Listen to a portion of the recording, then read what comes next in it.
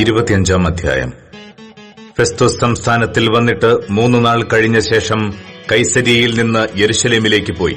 അപ്പോൾ മഹാപുരോഹിതന്മാരും യഹൂദന്മാരുടെ പ്രധാനികളും പൌലോസിന്റെ നേരെ അവന്റെ സന്നിധിയിൽ അന്യായം ബോധിപ്പിച്ചു. ദയചെയ്ത് അവനെ യെരുശലേമിലേക്ക് വരുത്തേണ്ടതിന് അവർ പൌലോസിന് പ്രതികൂലമായി അവനോട് അപേക്ഷിച്ചു. വഴിയിൽ വെച്ച് അവനെ ഒടുക്കിക്കളവാൻ അവർ ഒരു പതിയിരിപ്പ് നിർത്തി.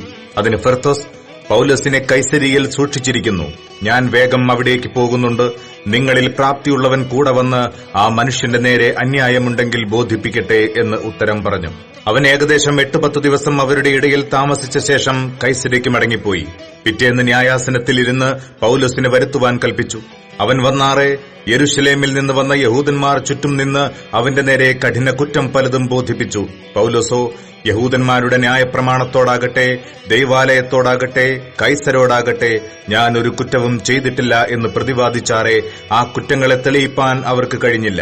എന്നാൽ ഫെസ്തോസ് യഹൂദന്മാരുടെ പ്രീതി സമ്പാദിപ്പാൻ ഇച്ഛിച്ച് പൌലോസിനോട്, യെരൂശലേമിലേക്ക് ചെന്ന് അവിടെ എന്റെ മുമ്പിൽ വെച്ച് ഈ സംഗതികളെക്കുറിച്ച് വിസ്താരം നടപ്പാൻ നിനക്ക് സമ്മതമുണ്ടോ എന്ന് ചോദിച്ചതിന് പൌലോസ്, ഞാൻ കൈസരിയയുടെ ന്യായാസനത്തിന് മുമ്പാകെ നിൽക്കുന്നു. അവിടെ എന്നെ വിസ്തരിക്കേണ്ടതാകുന്നു.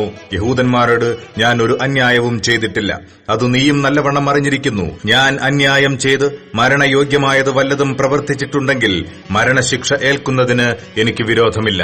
ഇവർ എന്റെ നേരെ ബോധിപ്പിക്കുന്ന അന്യായം നേരല്ല എന്ന് വരികിലോ എന്നെ അവർക്ക് ഏൽപ്പിച്ചു കൊടുപ്പാൻ ആർക്കും കഴിയുന്നതല്ല.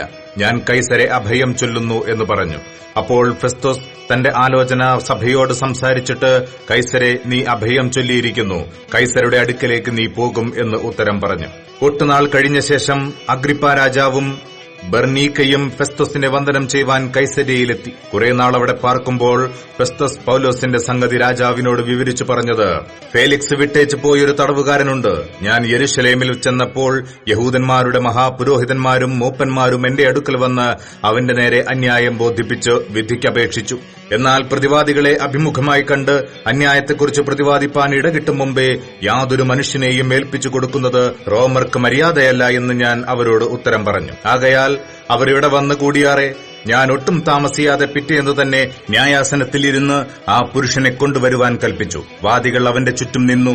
ഞാൻ നിരൂപിച്ചിരുന്ന കുറ്റം ഒന്നും ബോധിപ്പിക്കാതെ സ്വന്തം മതത്തെക്കുറിച്ചും ജീവിച്ചിരിക്കുന്നു എന്ന് പൌലോസ് പറയുന്ന മരിച്ചുപോയ യേശു എന്നൊരുവനെക്കുറിച്ചും ചില തർക്കസംഗതികളെ കൊണ്ടുവന്നതേയുള്ളൂ. ഇങ്ങനെയുള്ള വിഷയങ്ങളിൽ വിചാരണ നടത്തേണ്ടത് എങ്ങനെയെന്ന് ഞാൻ അറിയായികയാൽ നിനക്ക് യെരുശലേമിലേക്ക് പോയി അവിടെ ഈ സംഗതികളെക്കുറിച്ച് വിസ്താരം നടപ്പാൻ സമ്മതമുണ്ടോ എന്ന് ചോദിച്ചു. എന്നാൽ പൌലോസ് ചക്രവർത്തി തിരുമനസ്സിലെ വിധിക്കായി തന്നെ സൂക്ഷിക്കണമെന്ന് അഭയം ചൊല്ലുകയാൽ കൈസരുടെ അടുക്കൽ അയക്കുവോളം അവനെ സൂക്ഷിപ്പാൻ കൽപ്പിച്ചു. ആ മനുഷ്യന്റെ പ്രസംഗം കേൾപ്പാൻ എനിക്കും ആഗ്രഹമുണ്ടായിരുന്നു എന്ന് അഗ്രിപ്പാവ് ഫെസ്തോസിനോട് പറഞ്ഞതിന്, നാളെ കേൾക്കാം എന്ന് അവൻ പറഞ്ഞു. പിറ്റേന്ന് അഗ്രിപ്പാവ് ബർനീക്കയുമായി വളരെ ആഡംബരത്തോടെ വന്നു. സഹസ്രാധിപതികളോടും നഗരത്തിലെ പ്രധാനികളോടും കൂടെ വിചാരമണ്ഡപത്തിൽ വന്നാറെ ഫെസ്തോസിന്റെ കൽപ്പനയാൽ പൌലോസിനെ കൊണ്ടുവന്നു. അപ്പോൾ ഫെസ്തോസ് പറഞ്ഞത്, അഗ്രിപ്പാ രാജാവേ, ഇവിടെ വന്ന് കൂടിയിരിക്കുന്ന സകല പുരുഷന്മാരുമായുള്ളവരെ, യഹൂദന്മാരുടെ സമൂഹമെല്ലാം യെരുശലേമിലും ഇവിടെയും വെച്ച് എന്നോട് അപേക്ഷിക്കുകയും അവനെ ജീവനോടെ വെച്ചേക്കരുത് എന്ന് നിലവിളിക്കുകയും ചെയ്ത ഈ മനുഷ്യനെ നിങ്ങൾ കാണുന്നുവല്ലോ. അവൻ മരണയോഗ്യമായത് ഒന്നും ചെയ്തിട്ടില്ല എന്ന് ഞാൻ ഗ്രഹിച്ചു.